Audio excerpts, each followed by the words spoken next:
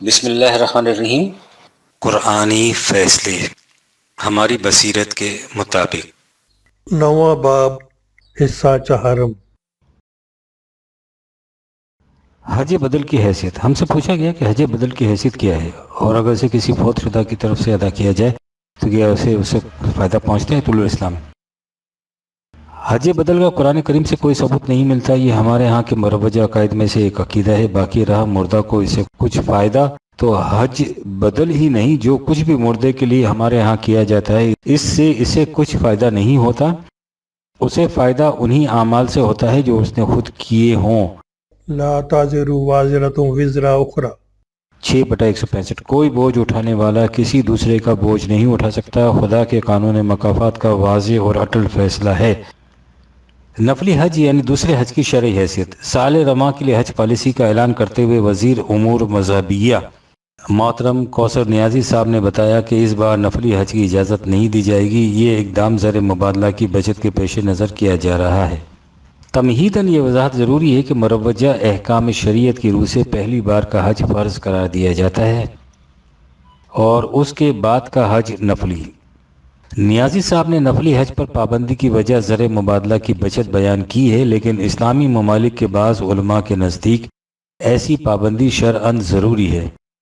یہ عجیب اتفاق ہے کہ اس موضوع پر ہمیں کچھ عرصے پہلے محترم پروفیسر رفیع اللہ صاحب کا ایک گرامی نامہ موصول ہوا تھا۔ موقع کی مناسبت کے لحاظ سے اسے درج ذیل کیا جاتا ہے۔ طول اسلام بابت نومبر 1975 میں راکب نے علماء الجزائر کا ایک فتویٰ پیش کیا تھا، جس میں یہ فیصلہ درج تھا کہ حج کے دنوں میں چونکہ سخت ازدحام ہوتا ہے اور قربانی کرنے والے کو اپنے قربانی کے جانور کا علم تک نہیں ہوتا اور پھر اس کا گوشت عام طور پر ضائع ہو جاتا ہے، اس لیے اگر قربانی کے جانور کی بجائے اس کی قیمت خیرات میں دے دی جائے تو جائز ہے۔ یہ فتویٰ دراصل وہاں کے مشہور عالم دین علامہ بشیر الابراہیمی مرحوم نے دیا تھا، جس کی تصدیق بعد میں الجزائر کے علماء کی مجلس نے کر دی۔ الجزائر والے حجاز اپنے علماء کے اس فتوے کو کئی سالوں سے عمل کر رہے ہیں۔ ظاہر ہے کہ اس کا اثر دوسرے حجاز پر بھی پڑنا تھا، چنانچہ جب اس فتوے کا دائرہ اثر پھیلنا شروع ہوا تو رابطۃ العالم الاسلامی مکہ المکرمہ نے اس کا نوٹس دیا اور اپنے 17ویں سالانہ اجلاس میں علماء الجزائر کے مذکورہ بالا فتوے کو رد کر دیا۔ ہمارے ہاں علماء الجزائر کا فتویٰ طول الاسلام کے سوا کہیں شائع نہیں ہوا، لیکن رابطۃ العالم الاسلامی نے اس کی جو تردید کی تو اس کی خوب پبلسٹی کی گئی، اور ہمارے ملک کا شاید ہی کوئی اخبار یا رسالہ ایسا ہو جس نے اسے نقل نہ کیا ہو۔ وجہ اس کی ظاہر ہے۔ حج کے بارے میں علماء الجزائر نے مذکورہ بالا مسئلے کے بارے میں ہی فتویٰ نہیں دیا تھا، اس کے ساتھ ایک دوسرا مسئلہ بھی تھا، اور وہ نفلی حج کی شرعی حیثیت کے بارے میں تھا کہ موجودہ حالات میں اس کا ادا کرنا کہاں تک جائز ہے، کیونکہ فرض حج ادا کرنے والوں کی تعداد اتنی زیادہ ہوتی ہے کہ وہ آسانی اور سہولت سے یہ فریضہ ادا نہیں کر سکتے، تو نفلی حج میں شمولیت فرض حج والوں کے لیے رکاوٹ ثابت ہوتی ہے۔ بلکہ بعض اوقات تو ایسی صورتحال پیدا ہو جاتی ہے کہ نفلی حج والے تو کئی حج ادا کر لیتے ہیں، فرض ادا کرنے والوں کو اپنا فریضہ ادا کرنے کا موقع ہی نہیں ملتا۔ بنا بری جس طرح قربانی کے جانور کے بارے میں علماء الجزائر نے یہ فتویٰ دیا کہ اس کی قیمت خیرات میں دے دینا جائز ہے، اسی طرح نفلی حج کے بارے میں بھی انہوں نے یہ رائے دی کہ اس پر ہونے والے اخراجات نیکی کے دوسرے کاموں پر خرچ کر دیے جائیں تو وہ نفلی حج سے افضل ہے۔ اتفاق سے انہی دنوں میں بھی الجزائر میں تھا۔ ہم جمعے کی نماز کے لیے الجزائر کی مشہور تاریخی مسجد کتشادہ میں جمع تھے۔ مسجد نمازیوں سے کھچا کھچ بھری ہوئی تھی اور تل دھرنے کو جگہ نہ تھی، چنانچہ ایک صاحب علم نے اس طرف اشارہ کرتے ہوئے نفلی حج کے سلسلے میں وضاحت کرتے ہوئے فرمایا کہ فرض نماز ادا کرنے والوں سے اس طرح بھری ہوئی مسجد میں کوئی نیک بخت زبردستی گھس کر نفل نماز ادا کرنا چاہے یا کسی فرض نماز پڑھنے والے کو نکال کر اس کی جگہ پر نفل نماز ادا کرے تو اس بارے میں شریعت اسلامی کا یہی فیصلہ ہوگا کہ ایسا کرنے سے یہ شخص گناہ کا مرتکب ہوگا۔ سرمایہ دار حضرات اس سلسلے میں یہی کچھ کر رہے ہیں اور علماء حضرات نے انہیں کبھی اس زیادتی پر ٹوکا نہیں۔ یہ حضرات اپنے زائد سرمایہ کی وجہ سے دوسرے مسلمانوں کو ان کے فرض سے روکنے کا موجب بن رہے ہیں، جو بہرحال نیکی شمار نہیں ہوگی۔ اس کے بجائے اگر وہ نفلی حج پر خرچ ہونے والی یہی رقم اللہ کی راہ میں نیکی کے دوسرے کاموں پر خرچ کریں تو عند اللہ ماجور ہوں گا۔ رابطۃ العالم الاسلامی نے اس فیصلے کے بارے میں اپنی رائے کا اظہار اسی قرارداد نمبر 23 میں کیا، جس میں اس نے قربانی کے متعلق الجزائر کے موقف کو مسترد کیا تھا۔ قرارداد کی جز بے میں قربانی کے بارے میں یہ فیصلہ تھا، اور اس سے چند سطور آگے بلکہ بالکل متصل جز جیم میں نفلی حج کے بارے میں علماء الجزائر کے مذکورہ بالا فیصلے کی تائید کی گئی تھی۔ معلوم نہیں وہ کون سی مصلحتیں تھیں کہ ہمارے علماء حضرات نے آدھی بات یعنی قربانی کے متعلق نقل کر کے اس کے دوسرے حصے پر پردہ ڈال دیا۔ اسے درج ذیل کیا جاتا ہے، عربی عبارت حذف کر کے ترجمے پر اکتفا کیا جاتا ہے۔ ترجمہ: حج ان ارکان اسلام میں سے ہے جو ساری عمر میں صرف ایک دفعہ فرض ہوتا ہے۔ اس کے علاوہ جو زائد حج ادا کیا جائے گا وہ نفل شمار ہوگا۔ نیکی اور تقرب الہی کے حصول کی اور بھی بہت سی صورتیں ہیں، اور یہ نیکیاں صرف حج یا عمرے ادا کرنے تک محدود نہیں ہیں۔ جس نے ایک دفعہ یہ فرض پورا کر لیا یا اس کے بعد نفلی حج بھی ادا کیا ہے، اگر وہ آئندہ اس نیت سے مزید نفلی حج پر جانے سے باز رہے گا کہ اس کے ان مسلمان بھائیوں کو موقع مل سکے جنہوں نے ابھی تک اصل فریضہ ادا نہیں کیا، اور اس کے نہ جانے سے وہ سہولت اور آسانی سے یہ عبادت سر انجام دے سکے، تو اللہ تعالیٰ ایسے شخص کو بہت بڑا اجر دے گا۔ آپ نے دیکھا کہ علماء الجزائر اور رابطۃ العالم الاسلامی کے فیصلوں کا نتیجہ ایک ہی ہے، صرف الفاظ کا معمولی سا فرق ہے۔ علماء الجزائر کے نزدیک فرض عبادت میں نفل عبادت کے ذریعے خلل ڈالنے والا گنہگار ہوگا۔ رابطہ والوں نے بھی یہی بات کہی ہے، لیکن الفاظ ذرا نرم استعمال کیے ہیں کہ اگر نفلی حج والا فرض حج والوں کی سہولت و آسانی کے لیے اس نفلی عبادت سے باز رہے تو اللہ تعالیٰ کی جانب سے اسے اجر عظیم ملے گا، اور ظاہر ہے کہ جو شخص اس اجر عظیم کو چھوڑ کر نفلی حج پر اصرار کرے گا تو وہ ضرور گنہگار ہوگا۔ نفلی حج کے متعلق آپ نے ارباب شریعت کا فیصلہ ملاحظہ فرما لیا۔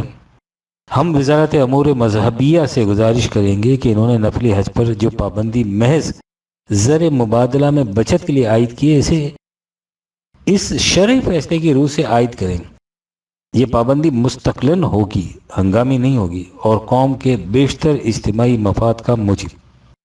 واضح رہے کہ دین کے نظام میں تو حج کی حیثیت اور اہمیت ہی کچھ اور ہے، لیکن اس وقت حج ایک مذہبی فریضے کے طور پر ادا کیا جاتا ہے، اس لیے ہماری اس گفتگو کا تعلق اسی سے ہے۔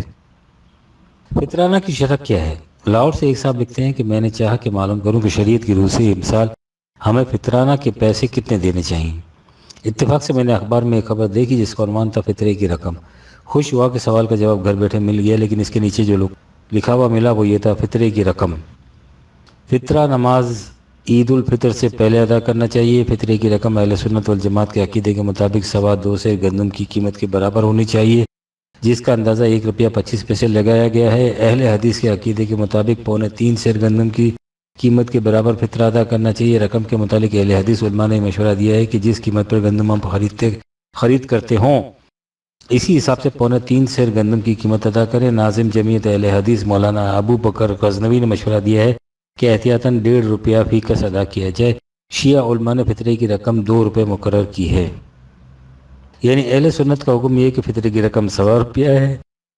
دوسرے صاحب فرماتے ہیں کہ نہیں، یہ رقم اہل حدیث کی شریعت کے مطابق 1.5 روپیہ ہے، اور شیعہ حضرات کے فیصلے کے مطابق 2 روپے فی کس۔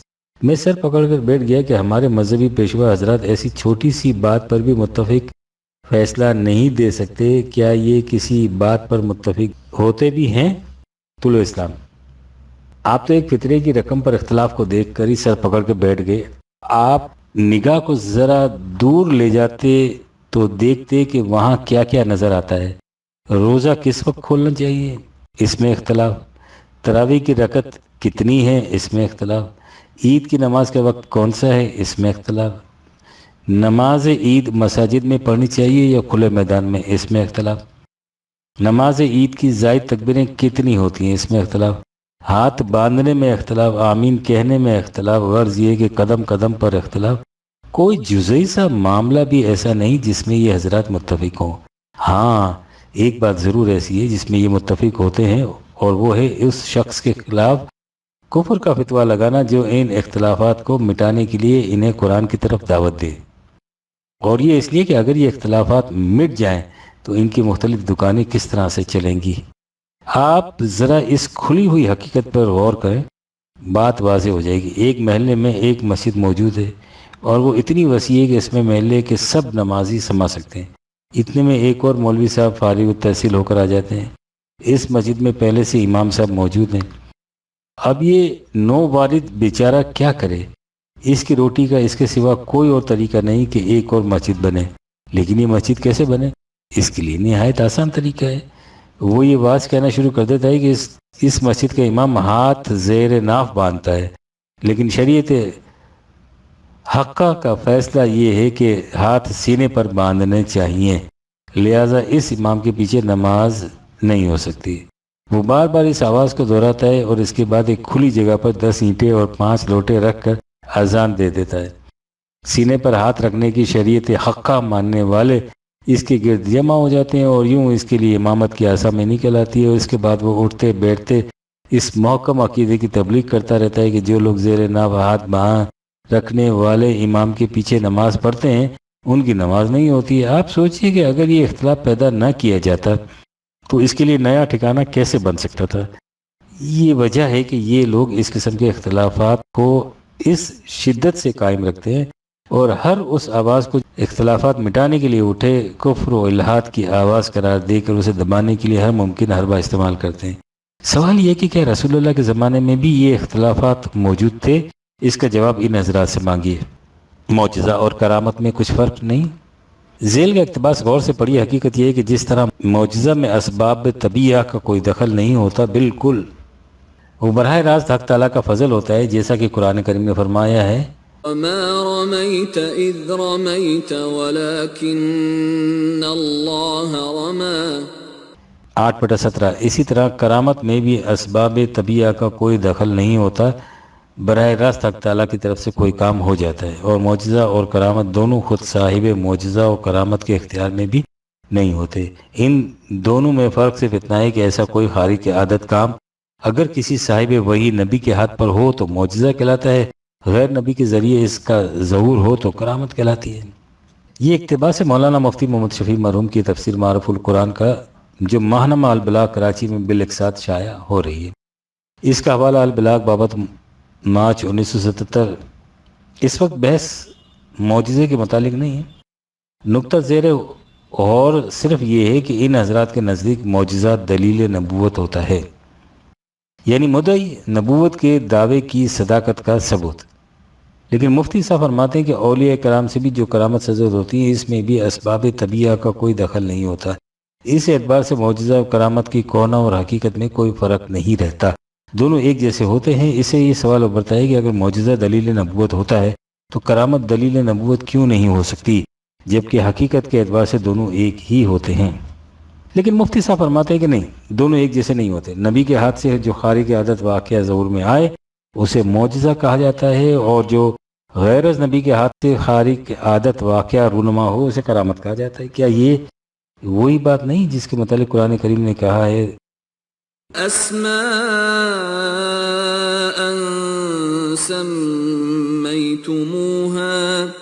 سميتموها أنتم وآباؤكم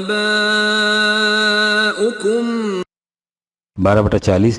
ان کی حقیقت اس سے زیادہ کچھ نہیں کہ یہ محض نام ہیں جو تم نے اور تمہارے اسلاف نے رکھ لیے ہیں۔ کیا مفتی صاحب مرحوم کے ارشاد کے مطابق معجزہ اور کرامت میں یہی فرق نہیں کہ ایک کو معجزہ کہہ کے پکارا جاتا ہے اور دوسرے کو کرامت؟ ما أنزل الله بها من سلطان 12/40۔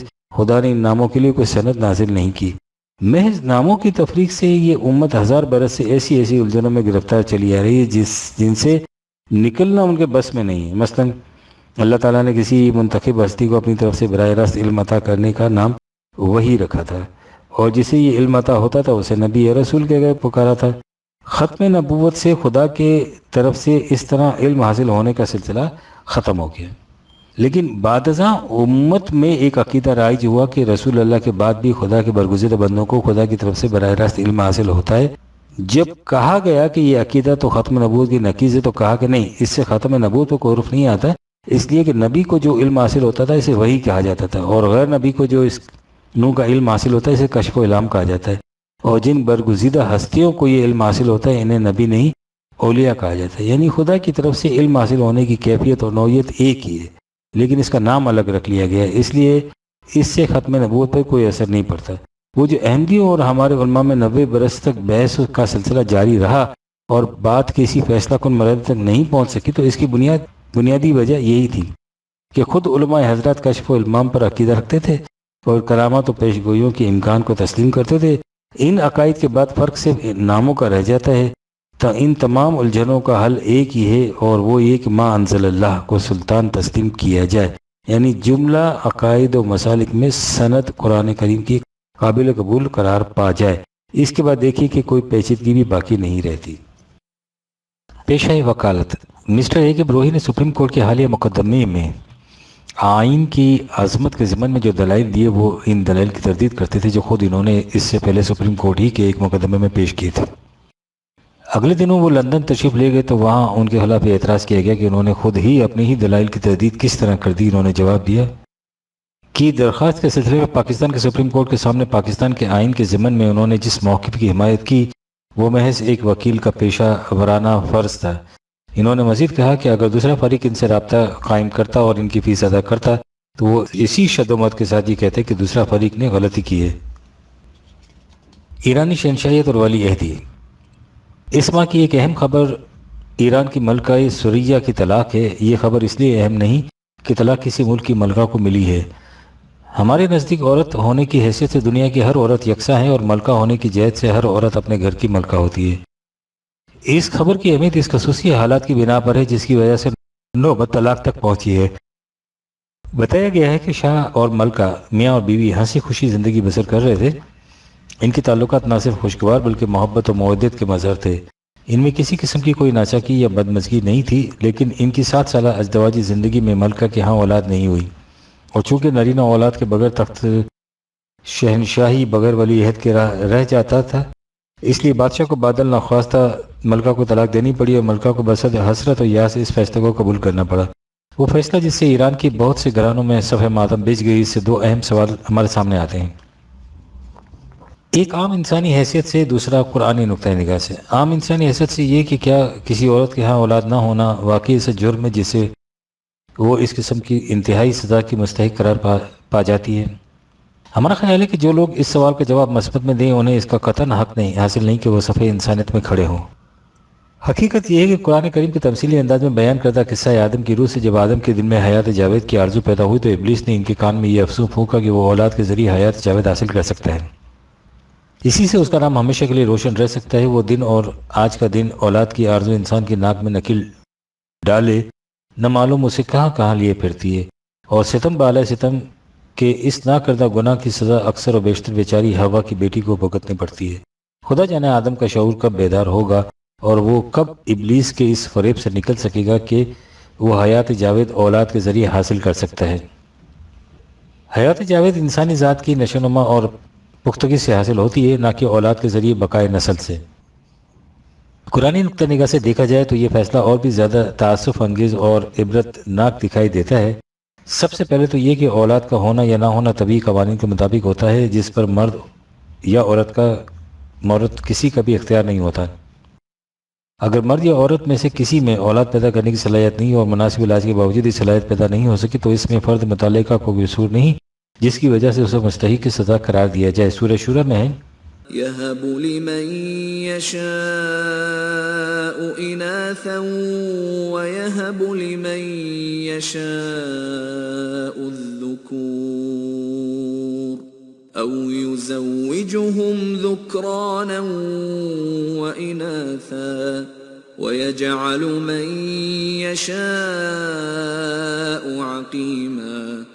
44/49-50. وہ جسے چاہتا ہے اپنے قانون مشیت کے مطابق بیٹیاں دیتا ہے، جسے چاہتا ہے بیٹے اور بیٹیاں دونوں، اور جسے چاہتا ہے بے اولاد رکھتا ہے. یہ سب اس کے مقرر کردہ قانون طبیعی کے مطابق ہوتا ہے۔ جہاں تک طلاق کا تعلق ہے، قرآن نے کہیں یہ نہیں کہا کہ عورت کا بے اولاد ہونا طلاق یا نکاح ثانی کے لیے وجہ جواز ہو سکتا ہے۔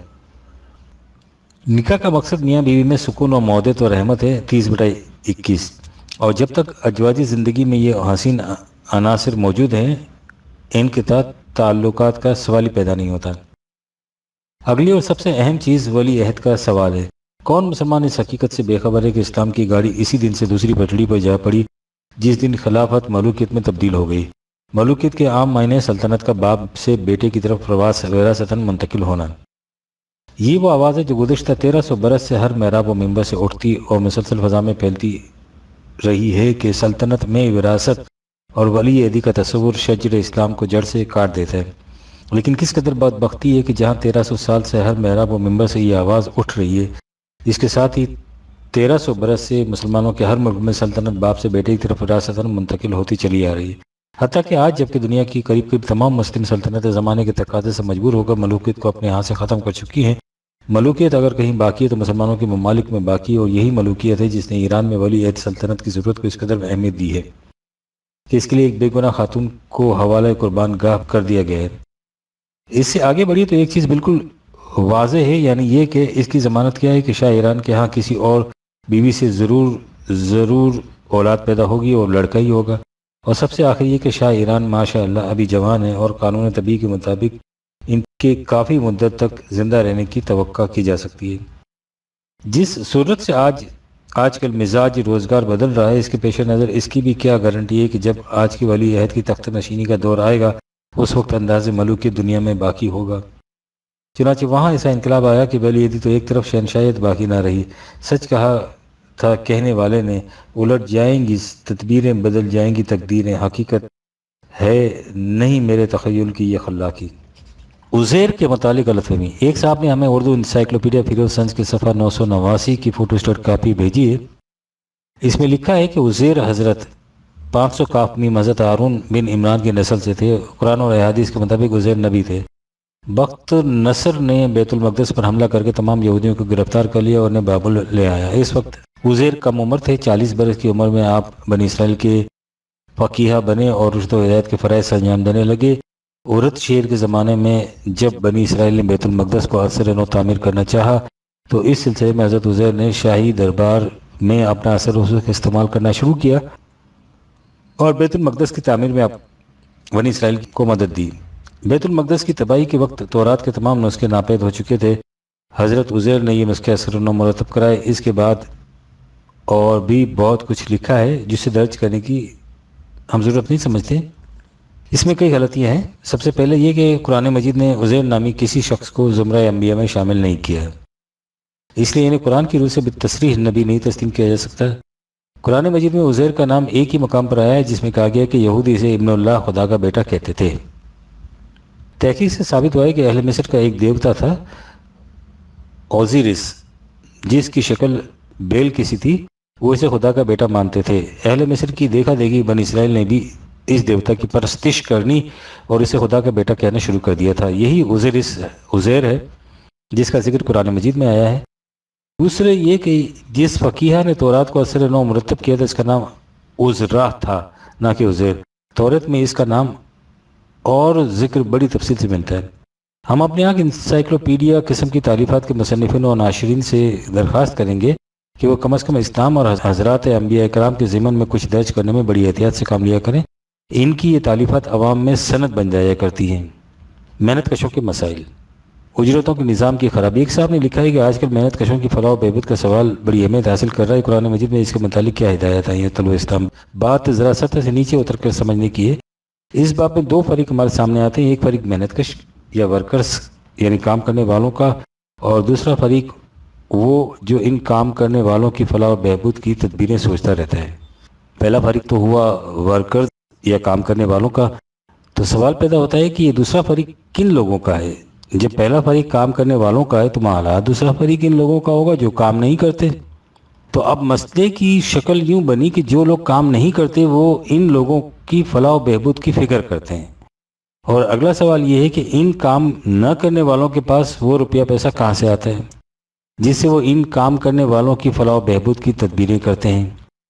پیسہ تو لامحالہ کام کرنے سے پیدا ہوتا ہے، تو جو کام نہیں کرتے ان کے پاس دوسروں کی فلاح و بہبود تو ایک طرف خود اپنے کھانے کے لیے بھی کچھ نہیں ہونا چاہیے۔ ان حقائق کی روشنی میں بات یوں ہوئی کہ کام نہ کرنے والے کام کرنے والوں کی کمائی میں سے خود بھی کھاتے ہیں اور اسی میں سے تھوڑا بہت کام کرنے والوں کی حالت بہتر بنانے کے لیے صرف کرتے ہیں اور اسے بہت بڑا کارنامہ قرار دیتے ہیں اور ثواب کا کام تصور کرتے ہیں۔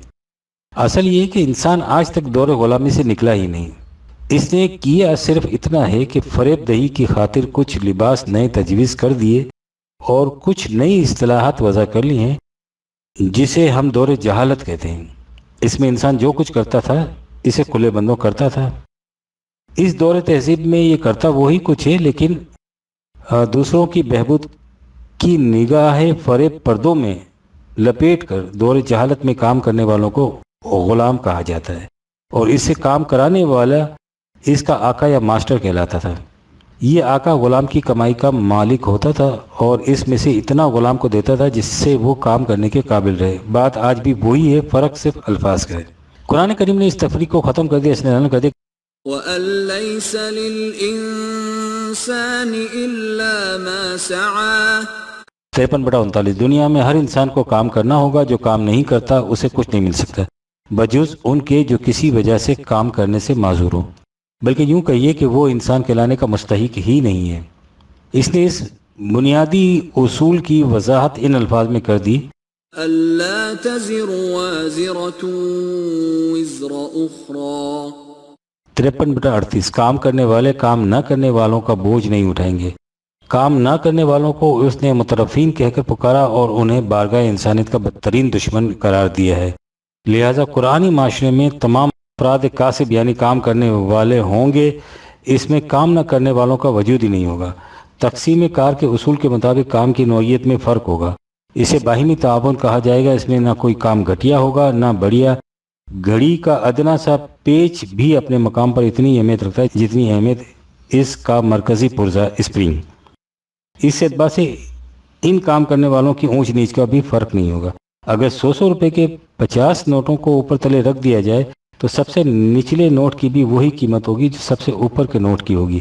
مدارج میں فرق کام کی نوعیت کے مطابق نہیں ہوگا، حسن کارکردگی کی بنا پر ہوگا، یعنی جو کام اس کے سپرد تھا اسے اس نے کس قدر خوبی کے ساتھ سر انجام دیا۔ آپ نے غور فرمایا کہ قرآن کی روح سے آجر و مستاجر کام کرنے والوں اور لینے والوں کے دو گروہوں کا وجود ہی نہیں رہتا۔ اس میں تمام افراد معاشرہ کام کرنے والے ہوتے ہیں، بالفاظ دیگر وہ معاشرہ محنت کشوں یا ورکرز پر مشتمل ہوتا ہے۔ اس میں سب مل کر کام کرتے ہیں اور ان کی محنت کے نتیجے میں جو کچھ پیدا ہوتا ہے اس سے ہر ایک کی ضروریات پوری ہوتی ہیں۔ اس اعتبار سے اس معاشرے میں مزدوروں کا بھی وجود نہیں ہوتا۔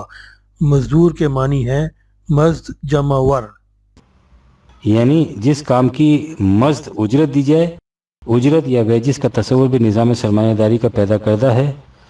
کام نہ کرنے والے کام کرنے والوں کے کام کی اجرت مقرر کرتے ہیں اور اسے اس کی محنت کے محاصل میں سے مقررہ اجرت ادا کر کے باقی سب خود سمیٹ لیتے ہیں۔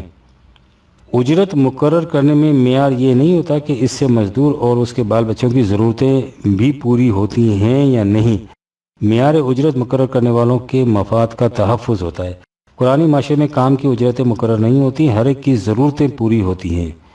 یہ ہے قرآن کریم کی روح سے محنت کشوں کے مسائل کا حل۔ ظاہر ہے کہ جب تک انسان اس قسم کا معاشرہ قائم نہیں کرتا وہ دور غلامی سے نہیں نکل سکتا، خواہ وہ اپنے آپ کو کتنا ہی مہذب اور آزاد تصور کیوں نہ کرے۔ ابھی تک آدمی صید زبون شہریاری ہے، قیامت ہے کہ انسان و انسان کا شکاری ہے۔ تصویر کی شرعی حیثیت۔ سعودی عرب کی حکومت کی طرف سے مودودی صاحب کو حال ہی میں جو ایوارڈ ملا ہے، میں اس کے دوسرے گوشوں کے متعلق گفتگو کسی دوسرے وقت پر اٹھا رکھنا چاہتا ہوں۔ سر دست اس کا صرف وہ گوشہ سامنے لانا چاہتا ہوں جس کا تعلق شاہ فیصل مرحوم کی اس تصویر سے ہے جو اس میڈل تمغے پر ڈھلی ہوئی شکل میں منقوش ہے۔ جہاں تک مجھے یاد پڑتا ہے مودودی صاحب نے انسانوں کی ہر قسم کی تصاویر کو حرام مطلق قرار دیا تھا۔ براہ کرم بذریعہ طلوع اسلام مطلع فرمائیے کہ کیا یہ صحیح ہے، اور اگر صحیح ہے تو پھر مودودی صاحب اس مصور تمغہ کا متعلق کیا ارشاد فرماتے ہیں۔ تصویر کے متعلق مودودی صاحب نے ترجمان القرآن بابت جولائی 1962 میں سورہ سبا کی تفسیر کے سلسلے میں بڑی تفصیل بحث کرنے کے بعد لکھا ہے اس تفصیل سے یہ بات اچھی طرح واضح ہو جاتی ہے کہ اسلام میں تصاویر کی حرمت کوئی مختلف فی یا مشکوک مسئلہ نہیں ہے، بلکہ نبی اکرم کے صحیح ارشادات، صحابہ کرام کے عمل اور فقہاء اسلام کے متفق فتویٰ کی روح سے ایک مسلم قانون ہے جسے آج بیرونی ثقافتوں سے متاثرہ لوگوں کی موشگافیاں بدل نہیں سکتی۔ بعض لوگ فوٹو اور ہاتھ سے بنی ہوئی تصویر میں فرق کرنے کی کوشش کرتے ہیں، حالانکہ شریعت بجائے خود تصویر کو حرام کرتی ہے، نہ کہ تصویر سازی کے کسی خاص طریقے کو۔ بعض لوگ کہتے ہیں کہ صرف وہ تصویریں ممنوع ہونی چاہیے جو مشرکانہ نوعیت کی ہیں، یعنی ایسے اشخاص کی تصاویر اور مجسمے جن کو معبود بنا لیا گیا ہو۔ باقی دوسری تصویروں اور مجسموں کے حرام ہونے کی کوئی وجہ نہیں ہے، لیکن اس طرح کی باتیں کرنے والے دراصل شارع کے احکام اور ارشادات سے قانون اخذ کرنے کی بجائے آپ ہی اپنے شارع بن بیٹھے ہیں۔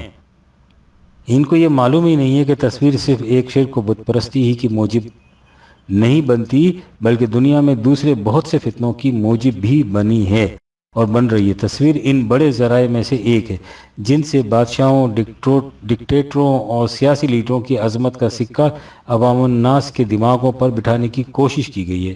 اس لیے یہ سمجھنا کہ شارع نے تصویر کی حرمت کا حکم سے بت پرستی کے استحصال کی خاطر دیا ہے، اصلاً غلط ہے۔ شارع نے مطلقاً جاندار اشیاء کی تصاویر کو روکا ہے۔ ہم اگر خود شارع نہیں بلکہ شارع کے متبع ہیں تو ہمیں علی الاطلاق اس سے رک جانا چاہیے۔ ہمارے لیے کسی طرح جائز نہیں ہے کہ اپنی طرف سے کوئی علت حکم خود تجویز کر کے اس کے لحاظ سے بعض تصویروں کو حرام اور بعض کو حلال قرار دینے لگیں۔ اس مطلق ممانعت میں استثنائی صورتوں کے متعلق انہوں نے لکھا ہے، اس عام حکم کے اندر اگر کوئی استثناء ہے تو وہ صرف یہ ہے کہ جہاں تصویر لینے کا کوئی حقیقی تمدنی فائدہ ہو یا جبکہ تصویر کسی بڑی تمدنی مصلحت کے لیے ناگزیر ہو تو صرف اس غرض کو پورا کرنے کی حد تک یہ فعل جائز ہے۔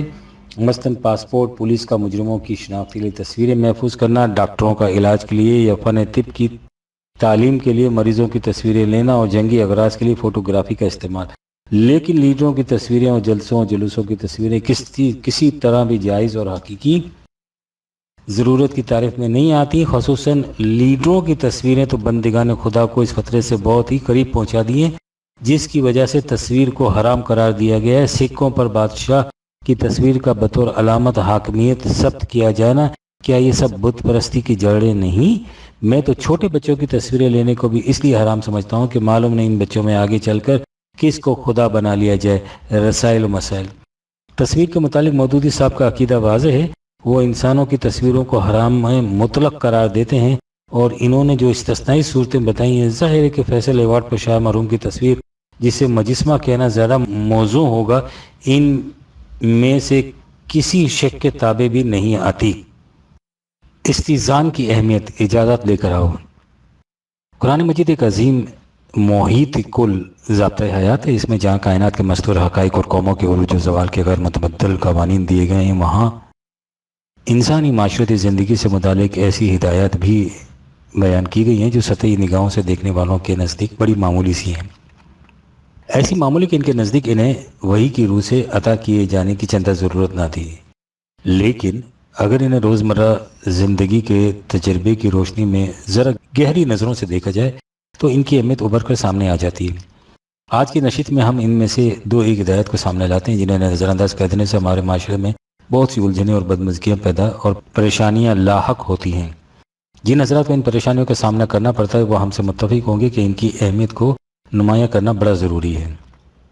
ان میں سے پہلی ہدایت یہ ہے، يا أيها الذين آمنوا لا تدخلوا بيوتا غير بيوتكم حتى تستأنسوا 24/27۔ اے جماعت مومنین، جب تم اپنے گھروں کے علاوہ کسی اور کے ہاں جاؤ تو پہلے ان سے اجازت طلب کرو، اور جب وہ اجازت دیں تو پھر اندر جاؤ۔ اس کے بعد ہے، فَإِن لَّمْ تَجِدُوا فِيهَا أَحَدًا فَلَا تَدْخُلُوهَا حَتَّى يُؤْذَنَ لَكُمْ وَإِن قِيلَ لَكُمُ ارْجِعُوا فَارْجِعُوا 24/28۔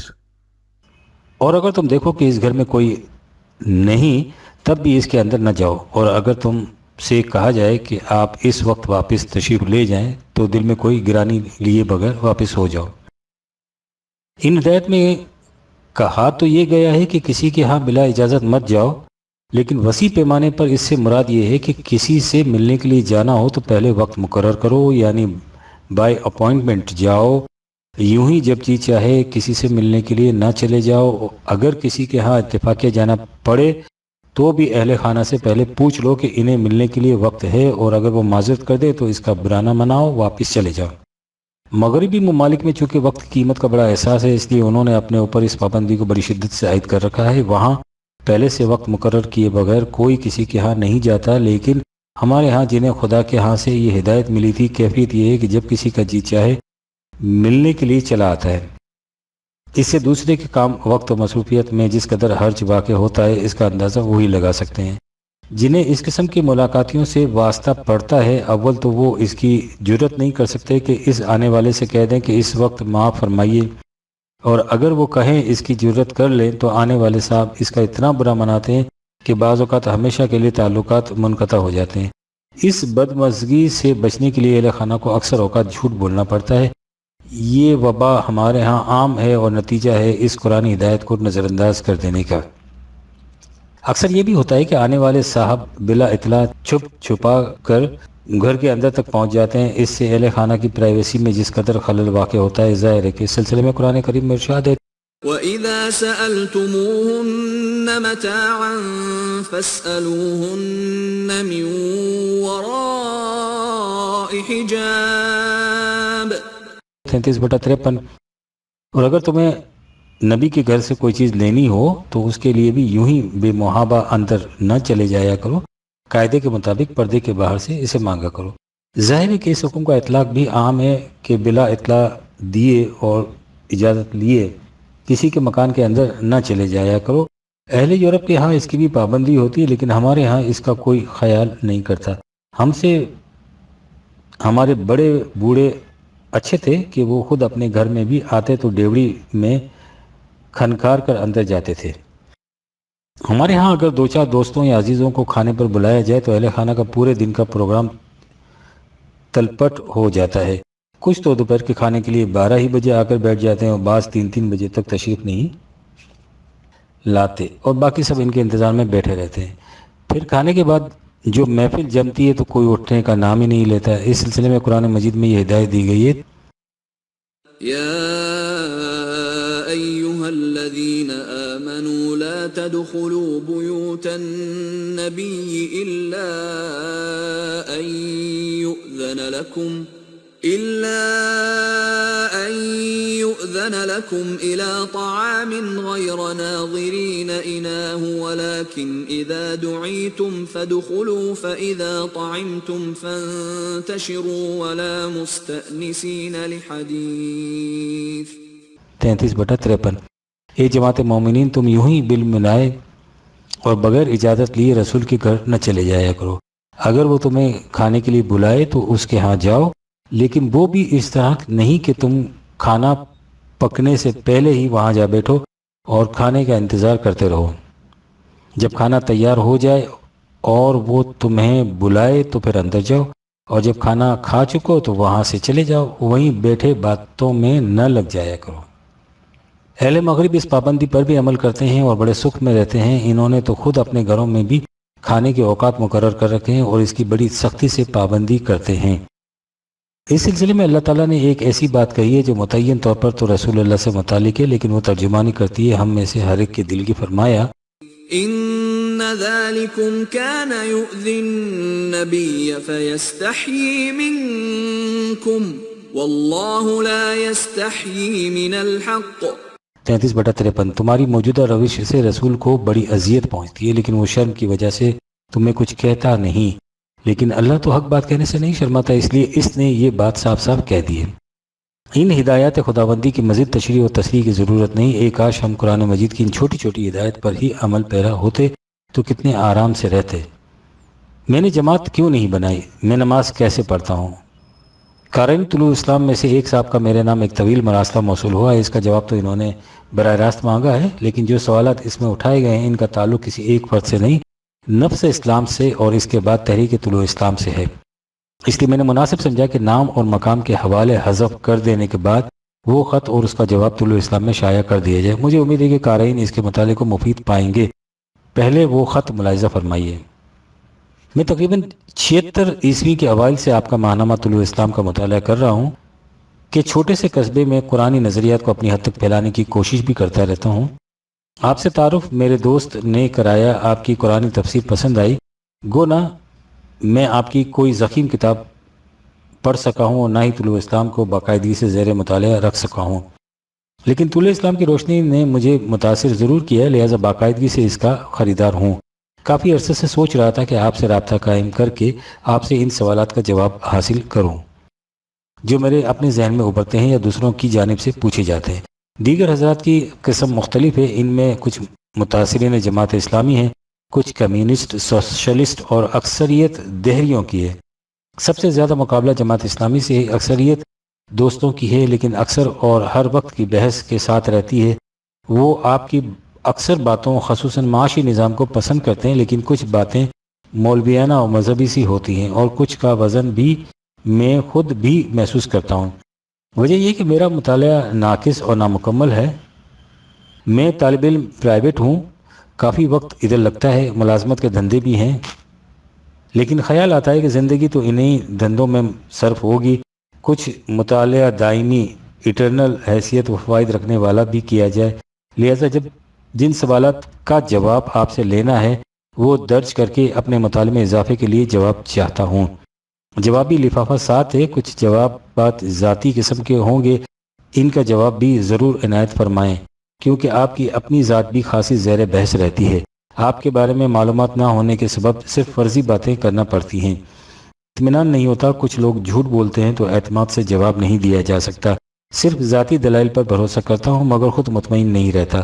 سب سے بڑا اعتراض یہ کرتے ہیں کہ اسلام میں ایک ہی جماعت کا قیام ضروری ہے جو نیکی کا حکم دے اور برائی سے روکے، لیکن پرویز صاحب اس حکم میں قرآن کی تعمیل میں ابھی تک کسی باقاعدہ جماعت کا قیام عمل میں نہیں لائے۔ ان کا مطلب یہ ہے کہ اس جماعت کو لوگ فرقہ ضرور کہیں گے، لیکن کم از کم بے چین روحوں، ریسٹ لیس سولز کو تو کوئی جائز سکون نظر آ سکے۔ جماعت نہ ہونے کا مطلب تو یہ لیتے ہیں کہ پرویز صاحب صرف دوسری جماعتوں پر تنقید کرتے رہتے ہیں، خود کوئی آئیڈیل پارٹی پیش نہیں کرتے۔ جماعت سازی ایک ایسی جماعت ہونا چاہیے تھی جو سیاسی، مذہبی یا دینی طور پر آئیڈیل پیش کرتی تاکہ حکومت الہیہ کے قیام کا مقصد حاصل ہو سکتا۔ میں خود بھی یہی سوچتا ہوں کہ فرقہ تو پہلے بھی آپ کے عقائد کو کہا جاتا ہے، کیوں نہ ایک جماعت کا قیام عمل میں لایا جائے تو جو صحیح قرآنی نظریات پیش کرے اور آہستہ آہستہ اپنا دائرہ وسیع کر کے مخلص و بے لوث قیادت مہیا کر کے نظام الہی کے قیام کی جانب قدم اٹھائیں۔ مشکلات کا سامنا تو بہرحال کرنا پڑے گا۔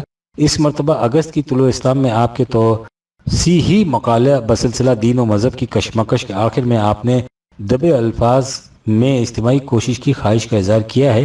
اس میں مشکلات کے ساتھ ساتھ کامیابی کے امکانات بھی کافی ہیں۔ ایسا راستہ اختیار کرنا جس میں حوث زر جیسی میٹھی بیماری کو ترک کرنا پڑتا ہے، دولت محفوظ نہیں رہ سکتی، بہت مشکل اور کٹھن ہے۔ اس میں تو لوگ چندہ دینے سے بھی کترائیں گے، عہدوں اور ناموری کا لالچ تنظیم و جماعت میں رکاوٹ بن جائے گا، اور پھر وہاں جہاں سے کسی منافع دنیاوی کی امید بھی نہ ہو، پھر ممکن ہے کہ لوگ تعلیم یافتہ طبقے میں اسے مقبول سمجھ کر ادھر دوڑیں اور اسے بھی دوسری جماعتوں کی طرح مختلف حربوں سے بدنام کرنے کی کوشش کریں، اور انجام پھر وہی نکلے۔ لیکن اگر ایسا نہ کیا جائے تو وہ کام مکمل نہیں ہو سکے گا جسے مکمل ہونا چاہیے۔ آپ نے لٹریچر کی صورت میں قابل تعریف کام خاصی حد تک مکمل کر دیا ہے۔ اب اگلا قدم اجتماعی کوشش ہونا چاہیے۔ نماز جب اجتماعی کوشش کی صورت میں کسی جماعت کا قیام عمل میں لایا جائے تو دین کے اہم ترین رکن نماز کے بارے میں آپ کو بتانا ہوگا کہ کس طرح مل کر پڑھی جائے۔ آپ کی یقیناً ریسرچ ہوگی کہ حضور پاک اور ان کے صحابہ نے کس طرح نماز پڑھی۔ نماز با جماعت کا حکم بھی قرآن مجید میں آیا ہے، لیکن آپ قرآنی کنونشن کے موقع پر نماز با جماعت کا اہتمام نہیں کرتے۔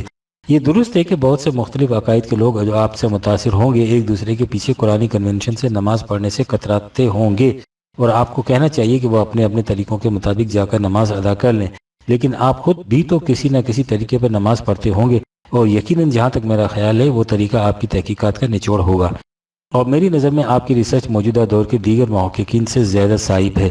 آپ صرف ان لوگوں سے علیحدہ نماز پڑھنے کا کہتے ہیں جن کی نماز آپ کی نماز بلحاظ ادائیگی وغیرہ سے نہیں ملتی۔ یہ تمام لوگوں سے آپ نے عبادت کے فلسفے کے علاوہ ان کی ادائیگی پر بھی ضرور ریسرچ کی ہوگی۔ کیا آپ نے مختصراً ہی صحیح کوئی ایسی تحریر چھوڑی ہے جس میں عبادات کی ادائیگی کا صحیح ذکر ہو، جس میں رسول پاک کے طریقے کا مدلل ثبوت درج ہو، اور عبادات میں جہاں جہاں تبدیلی کی اجازت ہو وہ بھی درج ہو؟ آخر فلسفہ تو انہی کی سمجھ میں آ سکتا ہے جو علمی لحاظ سے بہت اعلیٰ طبقہ ہے۔ ادائیگی سے فوائد تو ہر ایک کو پہنچتے ہیں، پھر ادائیگی کا کوئی نہ کوئی طریقہ بھی تو ہوگا۔ ان دو سوالات کے علاوہ مندرجہ ذیل سوالات کا بھی جواب عنایت فرمائیں۔ تمام سوالات درج کرتا ہوں جن کے جوابات آپ کی کتب کی صورت میں ہیں۔ کتب کے نام لکھ کر بھیج دیں، میں منگوا لوں گا انشاءاللہ۔ باقیوں کے جواب تحریری طور پر دیں۔ شکریہ۔ سوالات: آپ نماز باجماعت کا اہتمام کیوں نہیں کرتے؟ آپ خود کون سے طریقے پر نماز پڑھتے ہیں؟ آپ نے اب تک کوئی سیاسی یا تبلیغی جماعت کیوں قائم نہیں کی جبکہ قرآن مجید اس کا حکم دیتا ہے؟ کیا آپ نے کبھی حج فرمایا؟ ہندوستان کے علاوہ کسی اور ملک کے دورے پر برائے تعلیم یا ریسرچ بھی تشریف لے گئے؟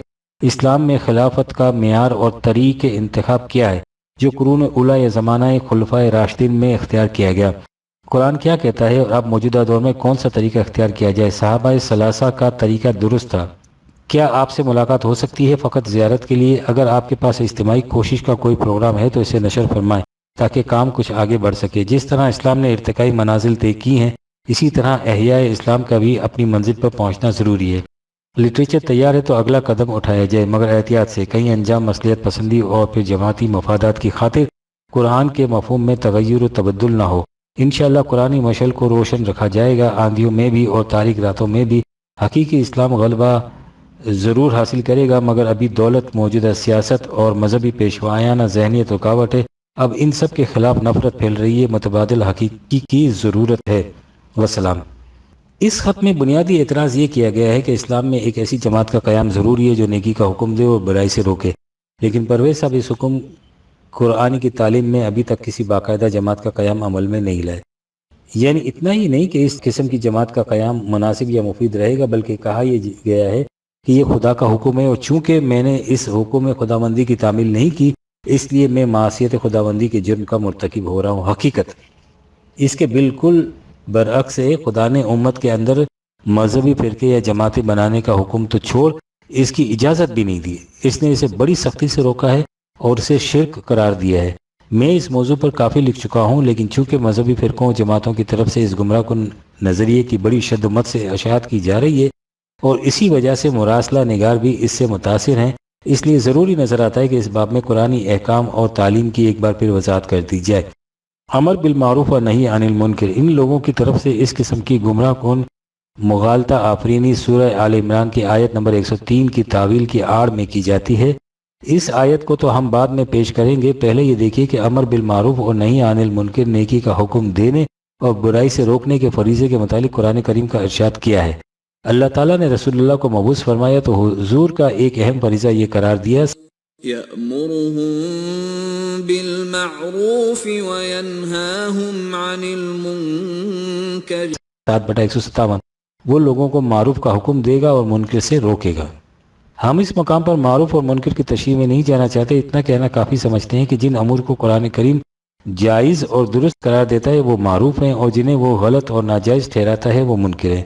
رسول اللہ کا بنیادی فریضہ امر بالمعروف اور نہی عن المنکر تھا، لیکن امر بالمعروف اور نہی عن المنکر کا یہ فریضہ تنہا رسول کا نہیں تھا، رسول کے ساتھ ایک امت کی تشکیل بھی ہوئی تھی اور اس امت کا بھی یہی فریضہ قرار دیا گیا تھا۔ چنانچہ سورہ آل عمران میں ہے کہ كنتم خير أمة أخرجت للناس تأمرون بالمعروف وتنهون عن المنكر 3/110، تم وہ بہترین امت ہو جسے نوع انسان کی بھلائی کی خاطر کھڑا کیا گیا ہے، تمہارا فریضہ امر بالمعروف اور نہی عن المنکر ہے۔ اس سے واضح ہے کہ یہ فریضہ ساری کی ساری امت کا تھا، نہ کہ امت میں کسی خاص گروہ کا۔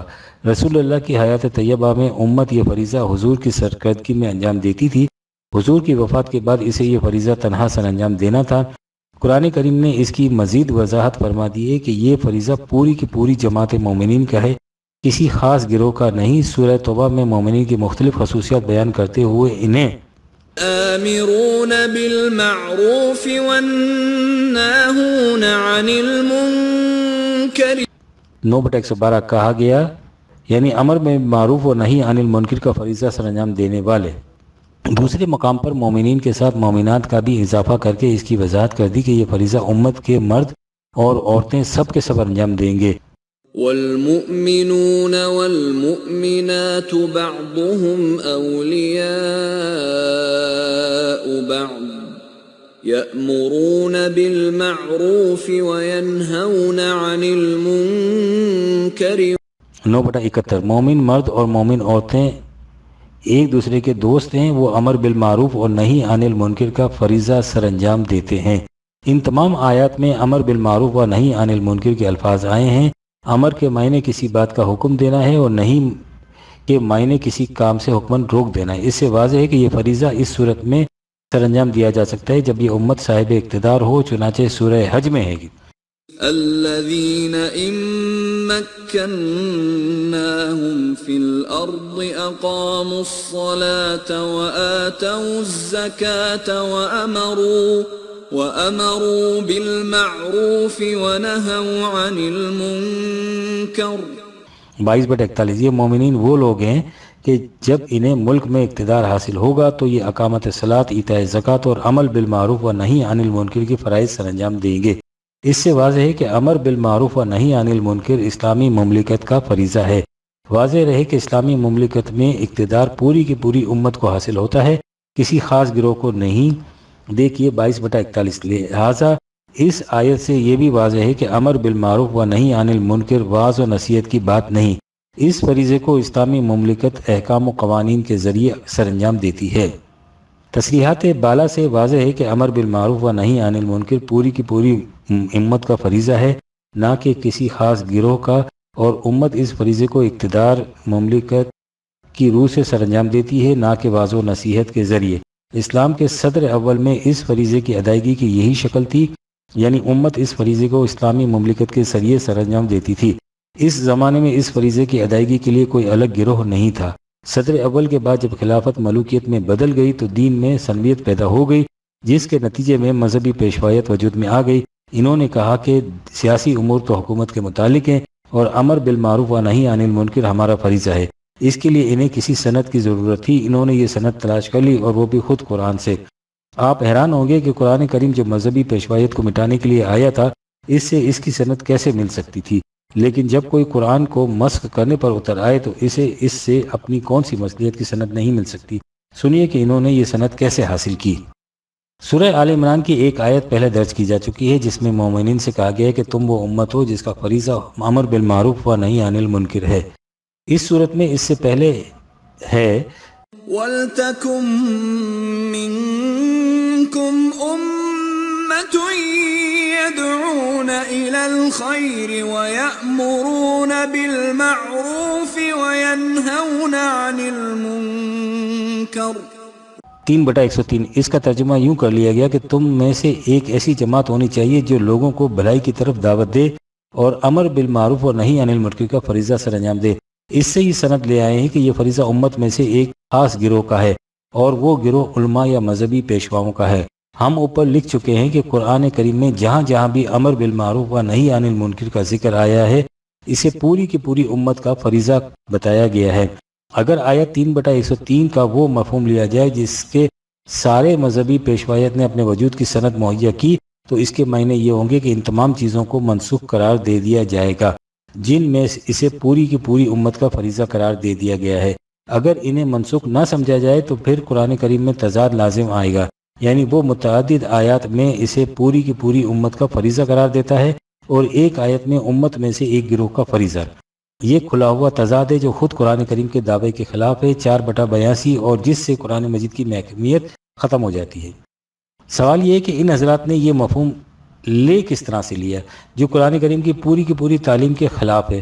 آیت کے الفاظ ہیں وَلَا تَكُمْ مِنْكُمْ أُمَّةٌ، انہوں نے منکم سے فائدہ اٹھایا اور اس کا مفہوم یہ لیا کہ تم میں سے ایک گروہ ایسا ہونا چاہیے۔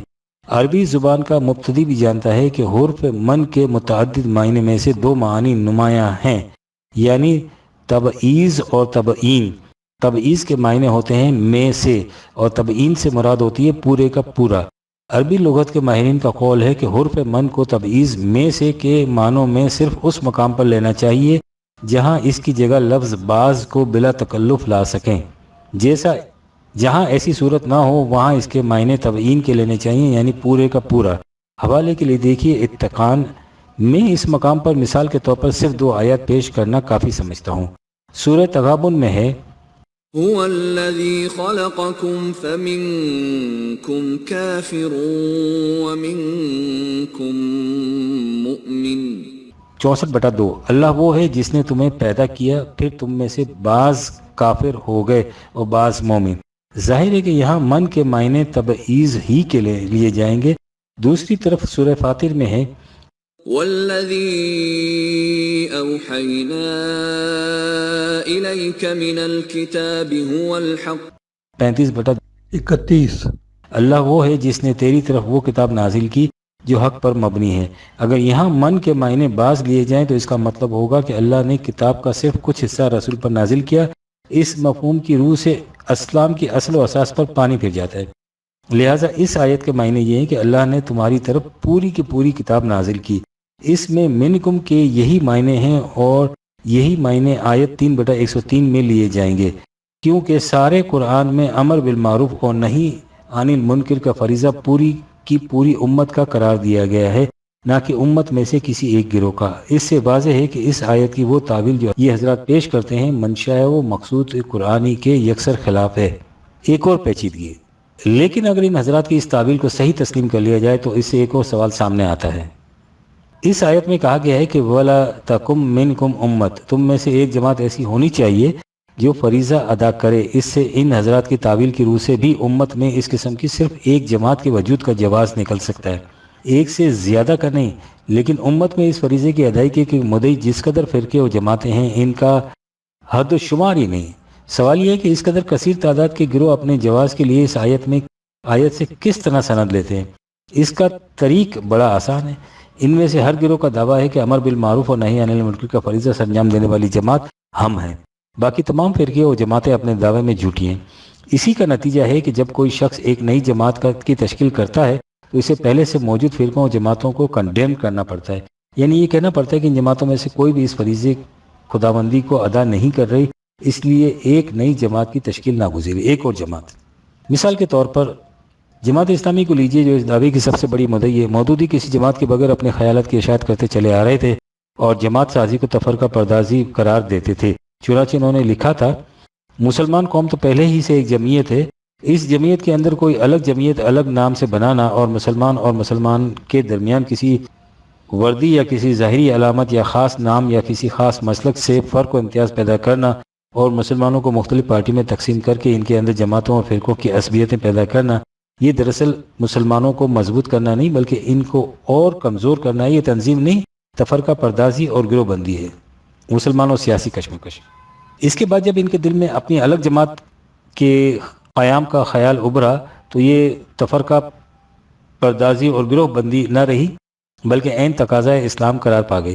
اس کے لیے جیسا کہ میں نے اوپر کہا یہ ضروری تھا کہ پہلے باقی جماعتوں کو کنڈیم کیا جائے۔ چنانچہ انہوں نے اس سلسلے میں لکھا اس وقت ہندوستان میں مسلمانوں کی جو مختلف جماعتیں اسلام کے نام سے کام کر رہی ہیں، اگر فی الواقعہ اسلام کے معیار پر ان کے نظریات، مقاصد اور کارناموں کو پرکھا جائے تو سب کی سب جن سے قاصد نکلیں گی، خواہ مغربی تعلیم و تربیت پائے ہوئے سیاسی لیڈر ہوں یا علماء دین اور مفتیان شرع متین، دونوں قسم کے رہنما اپنے نظریے اور اپنی پالیسی کے لحاظ سے یکساں گم کردہ ہیں، دونوں راہ حق سے ہٹ کر تاریکی میں بھٹک رہے ہیں۔ انسانیت کو اس دردناک انجام سے اگر کوئی چیز بچا سکتی ہے تو وہ صرف ایک صالح نظریہ اور صالح جماعت کا برسر کار آنا ہے۔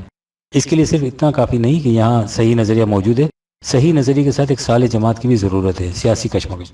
اس طرح انہوں نے اپنی جماعت کی تشکیل کی اور اس کے جواز میں سند اسی آیت کی پیش کر دی۔ اس سے یہ نہیں ہوا کہ پہلے سے موجود فرقوں اور جماعتوں نے کہہ دیا ہو کہ ہم سب واقعی راہ گم کردہ ہیں، اس لیے ہم اپنے وجود کو ختم کرتے ہیں۔ اس فریضہ خداوندی کی ادائیگی کے لیے یہی نئی جماعت موجود رہے گی۔ مودودی صاحب نے انہیں راہ گم کردہ قرار دیا، انہوں نے اپنے آپ کو برسر حق اور جماعت اسلامی کو راہ گم کردہ قرار دے دیا، اور اس طرح یہ سب اپنی اپنی جگہ قائم اور مطمئن رہے کہ ہم حق پر ہیں۔ اور باقی سب باطل پر۔ یہی وہ فرقہ بازی و جماعت سازی ہے جسے قرآن کریم شرک کہہ کر پکارتے جب کہتا ہے ولا تكونوا من المشركين من الذين فرقوا دينهم وكانوا شيعا كل حزب بما لديهم فرحون۔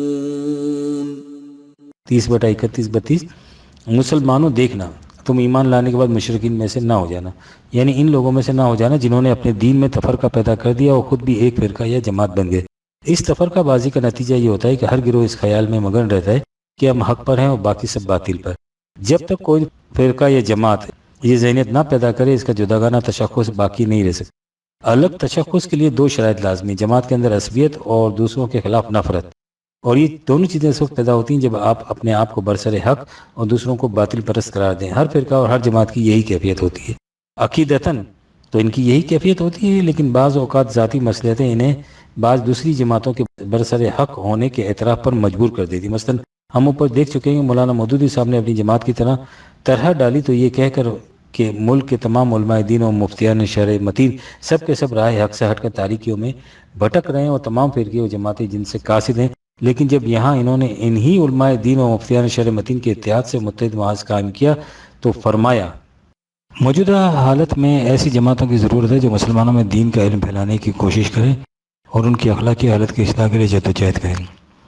یہ وہ تفرقہ نہیں جس کی مذمت قرآن میں کی گئی ہے، بلکہ یہ اس آیت قرآنی کے منشا کے عین مطابق ہے جس میں فرمایا گیا ہے کہ تم میں سے ایک گروہ ایسا ہونا چاہیے جو نیکی کی طرف بلائے اور برائیوں سے روکے نوائے وقت۔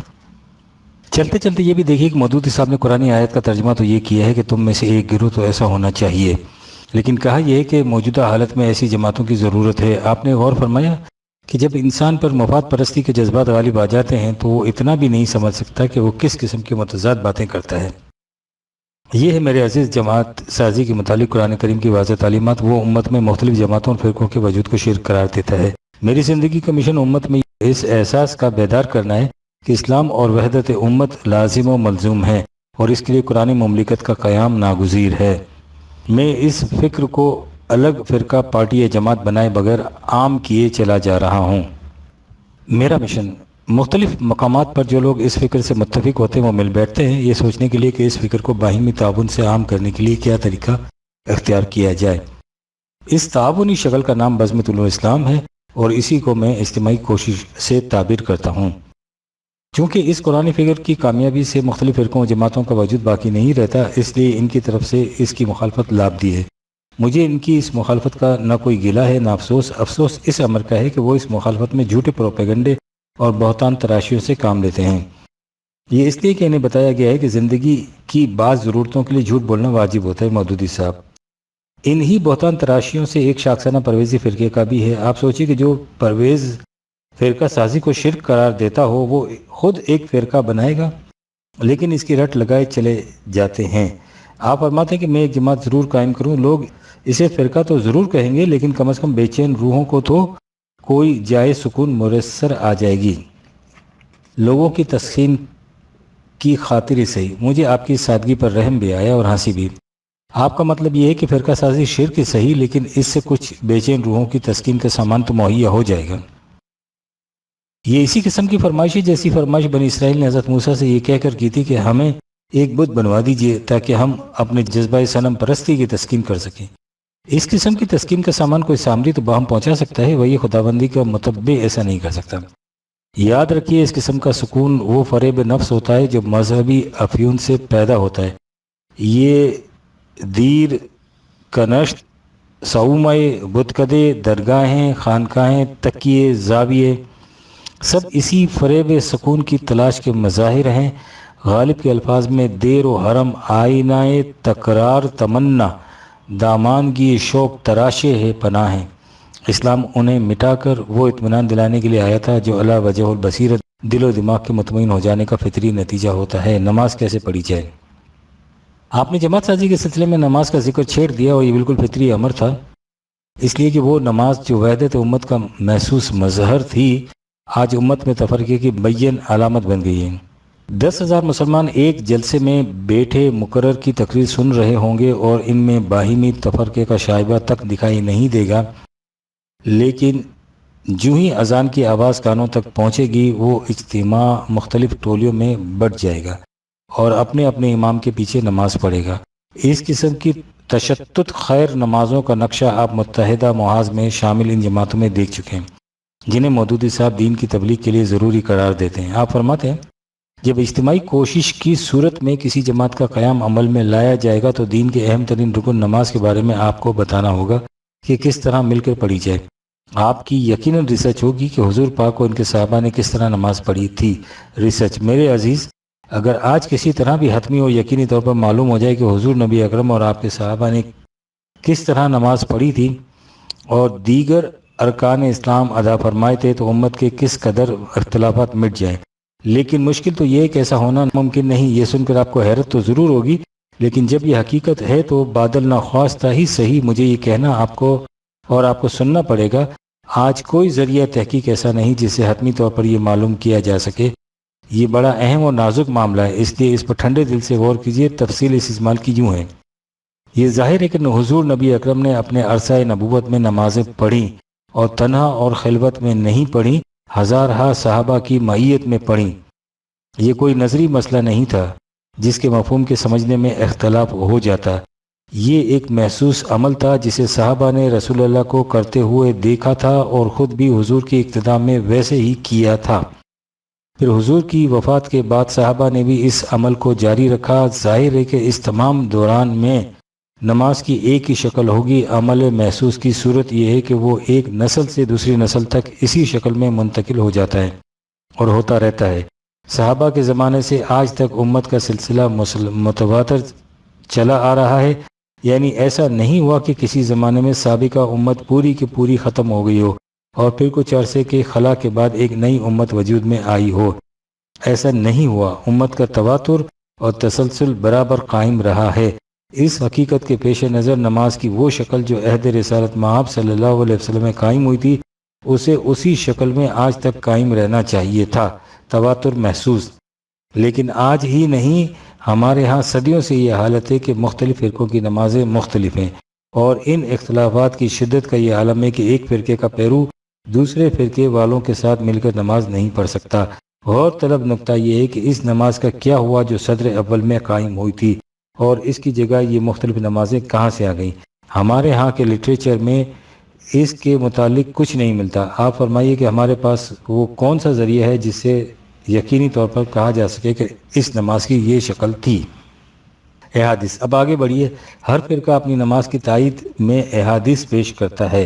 اس کے معنی یہ ہے کہ ہمارے ہاں احادیث کے ان مجموعے میں بھی جنہیں صحیح تسلیم کیا جاتا ہے نماز کی مختلف شکلیں ملتی ہیں، اور ہر فرقے کا دعویٰ یہ ہے کہ اس نے اپنی نماز کی شکل صحیح حدیثوں پر قائم کر رکھی ہے۔ آپ فرمائیے کہ کیا ہمارے پاس کوئی ایسا ذریعہ ہے جس سے حتمی طور پر یہ کہا جا سکے کہ ان میں سے فلاں احادیث کی روح سے نماز کی جو شکل قائم ہوتی ہے وہ رسول اللہ کی نماز تھی؟ ایسا کوئی ذریعہ نہیں۔ تاریخ۔ احادیث سے آگے بڑھ کر تاریخ کی طرف آئیے۔ اسے بھی ہم دنیا کے سامنے بڑے فخر سے پیش کیا کرتے ہیں، لیکن ذرا حقائق کا تجزیہ کر کے دیکھیے کہ اس کی پوزیشن کیا ہے۔ مدینہ منورہ عہد رسالت مآب میں اولین 3 خلفاء راشدین کے زمانے تک اس مملکت کا دارالخلافہ رہا، جس کی حدود مختلف بر اعظموں تک پھیلی ہوئی تھیں۔ ظاہر ہے کہ ایسی وسیع و عریض مملکت کے نظم و نسق کے لیے کوئی سیکریٹریٹ ہوگا، تحریری احکام جاری ہوتے ہوں گے، دستاویزات ضبط تحریر میں لائی جاتی ہوں گی، مختلف ولایات کے گورنروں کے ساتھ خط و کتابت ہوتی ہوگی، دوسری سلطنتوں کے ساتھ معاہدات ہوتے ہوں گے، حکومت کی آمدنی اور خرچ کے حسابات رکھے جاتے ہوں گے۔ اس سیکریٹریٹ میں ان سب کا ریکارڈ ہوگا، لیکن کیا یہ حقیقت موجب صد حیرت نہیں کہ ان میں سے کاغذ کی ایک چٹھ تک بھی ہمارے پاس موجود نہیں ہے؟ مدینہ منورہ اس زمانے سے آج تک مسلمانوں ہی کے قبضے میں رہا اور آباد و شاداب رہا۔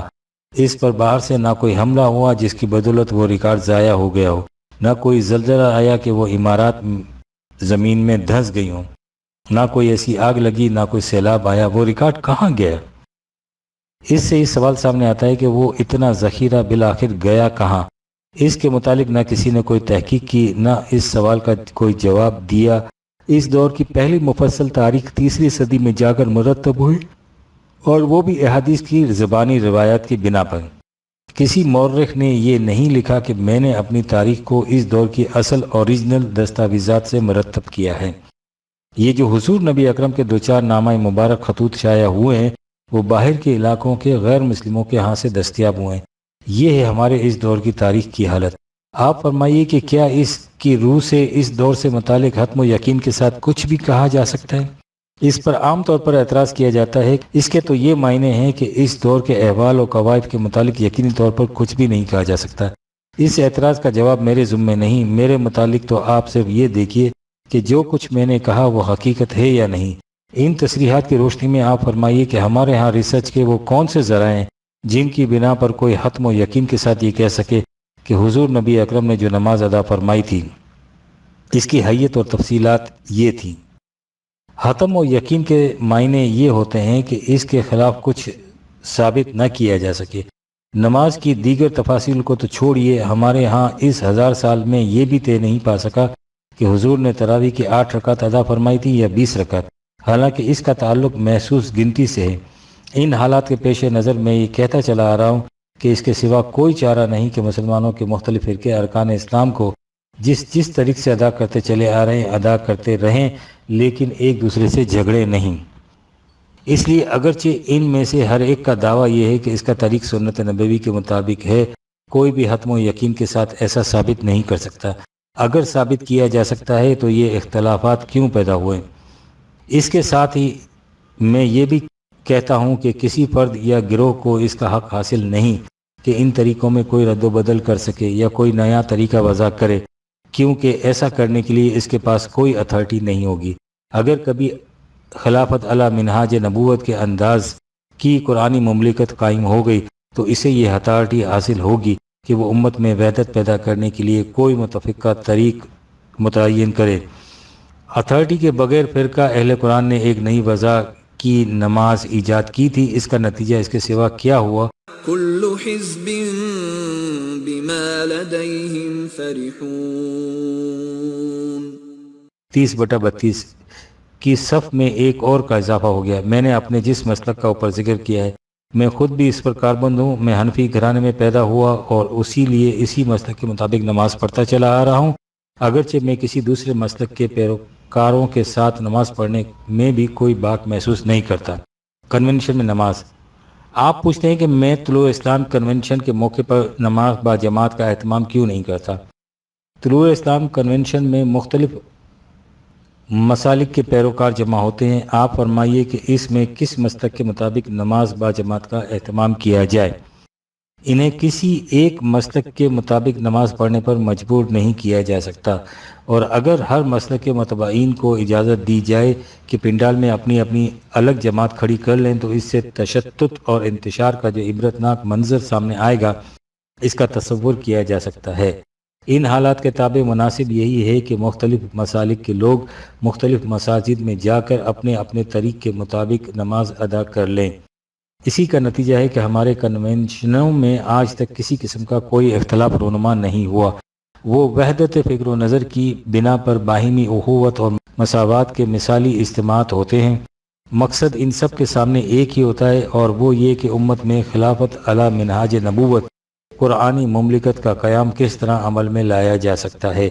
اسی مملکت کی سینٹرل اتھارٹی کو میں مرکز ملت کی اصطلاح سے تعبیر کرتا ہوں۔ اس کے لیے منزل اول یہ ہے کہ مسلمانوں کی ذہنیت میں قرآن کے مطابق تبدیلی پیدا کی جائے، اور یہ چیز قرآن کریم کے بتائے ہوئے طریق کے عین مطابق ہی نہیں بلکہ لانیفق ہے۔ وہ واضح الفاظ میں کہتا ہے کہ کسی قوم کی حالت میں تبدیلی پیدا نہیں ہو سکتی جب تک اس میں نفسیاتی تبدیلی پیدا نہ کی جائے۔ اس کے لیے سب سے پہلے قوم کے دل و دماغ میں اس حقیقت کا راسخ کرنا ہے کہ وحدت امت اور اسلام لازم و ملزوم ہیں۔ مسلمانوں میں مذہبی فرقے ہوں یا سیاسی پارٹیاں یا امر بالمعروف و نہی عن المنکر کی دائی جماعتیں، یہ سب تفرقہ کا موجب ہے، اور تفرقہ قرآن مجید کی روح سے شرک ہے۔ اگر جیسا کہ آپ نے کہا ہے میں بھی ایک الگ جماعت بنا لوں تو اس کا مطلب ہوگا کہ میں مذہب کے بت کدے میں ایک اور بت کا اضافہ کر دوں گا۔ میں اس تصور سے ڈرتا اور کانپتا ہوں۔ میں نے پارٹی بنائے بغیر قرآنی مفہوم کے عام کرنے کی طرح ڈالی، اور توفیق عزتی سے اس میں مجھے اپنے اندازے سے زیادہ کامیابی حاصل ہوئی ہے۔ اگر مذہب پرست طبقہ جو قرآنی مملکت کے قیام میں اپنے وجود کی نفی دیکھا ہے اس کی مخالفت نہ کرتا اور جھوٹے پروپیگنڈے کی بنا پر اس کے راستے میں روڑے نہ اٹکاتا تو یہ کامیابی اور بھی زیادہ ہوتی۔ آپ سوچئے کہ ایک طرف ان کی طرف سے پیدا کردہ مشکلات اور دوسری طرف میرا یہ اصول کہ اس مقصد کے لیے نہ صدقہ نہ خیرات نہ نظر نہ نیاز نہ فطرانہ نہ زکوٰۃ یا قربانی کی کھالوں کی رقم جمع کرنی ہے اور نہ ہی کسی بیرونی ملک سے امداد حاصل کرنا، تو ایک طرف خود اپنی پبلک سے بھی چندہ نہیں مانگنا، جو کچھ کرنا ہے خود اپنے وسائل ہی سے کرنا ہے۔ ان مانعات اور اس کوتاہ دامانی کے باوجود اس باب میں اس قدر کامیابی کا سبب اس کے سوا کیا سمجھا جا سکتا ہے کہ یہ حق کی آواز ہے، اور حق کی آواز کو اگر تھوڑا سا بھی محسوس سہارا میسر آ جائے تو وہ اپنے زور درون سے بڑی تیزی سے آگے بڑھ جاتی ہے۔ یہ ہے عزیزان من میرا مقصد، میری زندگی کا مشن اور میرا طریقہ کار۔ جو احباب اس سے بطیب خاطر متفق ہوتے ہیں وہ اس فکر کو آگے بڑھانے میں باہمی تعاون سے کام لیتے ہیں۔ اس مشن کو آگے بڑھانے اور اسے اپنی زندگی کے بعد بھی اس چراغ کو زندہ رکھنے کے لیے قرآنک ریسرچ سینٹر اور درسگاہ کے قیام کا پروگرام میرے سامنے ہے۔ اس کے راستے میں جو روڑے اٹکائے گئے اور جو مشکلات پیدا کی گئیں انہیں کسی بت کدے میں کروں بیاں تو صنم بھی کہہ دے ہری ہری، لیکن بفضل تعالیٰ ان مشکلات پر قابو پا لیا گیا ہے اور مجھے امید ہے کہ اس سلسلے میں عملی پیش رفت جلد سامنے آ جائے گی۔ اگر میری زندگی نے ایفا کی تو میں امید کرتا ہوں کہ میں اسے اپنے سامنے بار آور ہوتا دیکھ لوں گا۔ سوالات کے جوابات۔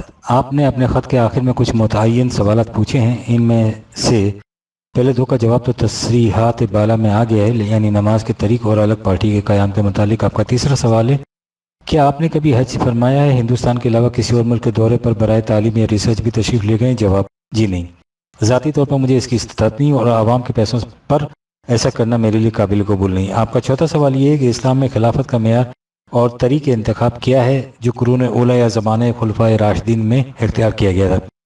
قرآن کیا کہتا ہے اور اب موجودہ دور میں کون سا طریقہ اختیار کیا جائے؟ کیا صحابہ ثلاثہ کا طریقہ درست تھا؟ جواب معلوم نہیں۔ خلافت سے آپ کی کیا مراد ہے؟ اگر اس سے مراد اسلامی حکومت ہے تو جو حکومت اپنے جملہ معاملات میں قرآن اقدار کی پابند ہو اسے اسلامی حکومت یا خلافت علی منہاج نبوت کہا جائے گا۔ جہاں تک انتخاب حکومت کے کسی اور طریقہ تعلق ہے اس باب میں ایک اصول کا سمجھ لینا ضروری ہے، اصول و تفصیلات۔ قرآن مجید نے جن امور کی تفصیلات خود متعین نہیں کی تو اس کے معنی یہ ہے کہ انہیں ہمیشہ کے لیے غیر متبدل اور ابدی قرار دینا منشاء خداوندی نہیں تھا۔ اس نے اصول اور حدود متعین کر دیے اور اسے امت کی ثوابدید پر چھوڑ دیا کہ وہ ان حدود کے اندر رہتے ہوئے ان کی تفاصیل اپنے زمانے کے تقاضوں کے مطابق خود متعین کرے۔ یہ حدود اور اقدار تو ہمیشہ کے لیے غیر متبدل رہیں گی، لیکن ان کی جزیات اور انہیں روبہ عمل لانے کا طریق کار ضروریات زمانے کے مطابق بدلتا رہے گا۔ بنابراین کسی ایک زمانے میں اختیار کردہ طریق آنے والے زمانوں کے لیے لازمی نہیں قرار پاتا۔ لہٰذا ہمیں اس بحث میں پڑھنے کی ضرورت نہیں کہ صحابہ نے کیا طریق عمل اختیار کیا تھا۔ اول تو جیسا کہ پہلے لکھا جا چکا ہے ہمارے پاس کوئی ذریعہ نہیں جس کی روح سے ہم حتمی اور یقینی طور پر کہہ سکیں کہ انہوں نے کیا طریق کار اختیار فرمایا تھا۔ چونکہ قرآن کریم نے انہیں مومن حقہ قرار دیا ہے اس لیے یہ یقین سے کہا جا سکتا ہے کہ انہوں نے جو بھی طریق اختیار فرمایا ہوگا وہ قرآن حدود کے اندر رہتے ہوئے اختیار کیا ہوگا۔ اس کی تفصیل آپ کو میری کتاب شاہکار رسالت میں ملے گی۔ دوسری یہ کہ ہم پر اس کی منوعاً پابندی لازمی نہیں، انہوں نے وہ طریق اپنے حالات کے مطابق اختیار کیا ہوگا۔ قرآن نے اصولی بیان فرمایا کہ امور مملکت باہمی مشاورت سے طے کرو۔ اس مشاورت کا طریقہ کیا ہوگا اس نے ہم پر چھوڑا ہے کہ ہم اپنے حالات کے مطابق جو طریقہ کار مناسب سمجھیں اختیار کر لیں۔ شرط وہی ہوگی کہ یہ طریقہ کار قرآن مجید کے اصول، اقدار اور حدود سے متصادم نہ ہو۔ آپ پوچھتے ہیں کہ موجودہ دور میں کون سا طریقہ اختیار کیا جائے گا؟ میں نے جو کچھ اوپر لکھا ہے وہ قرآن حکومت کے متعلق ہے، یعنی اس حکومت کے متعلق جو قرآن اصول و حدود کی پابند ہو۔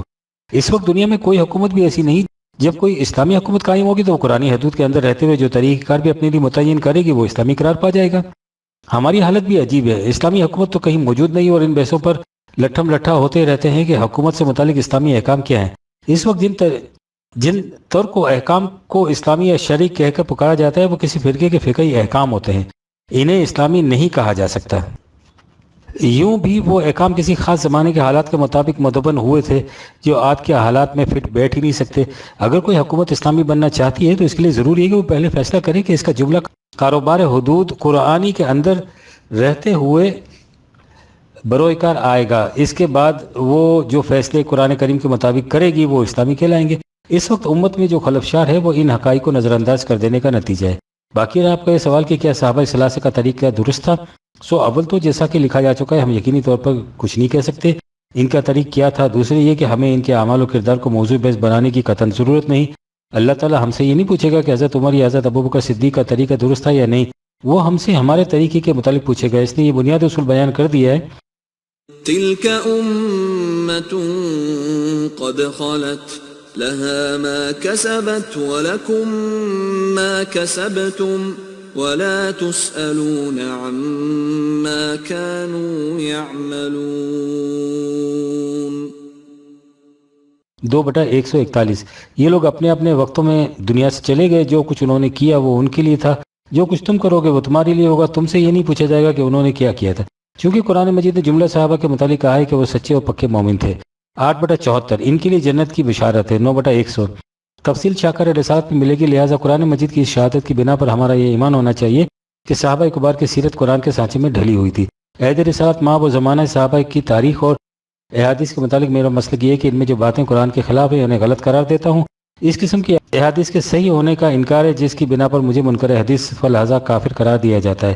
آپ کا آخری سوال کہ آپ سے ملاقات ہو سکتی ہے فقط زیارت کے لیے، جواب جی ہاں، میرے درویش خانہ کا دروازہ ہر متلاشی حق کے لیے کھلا ہے۔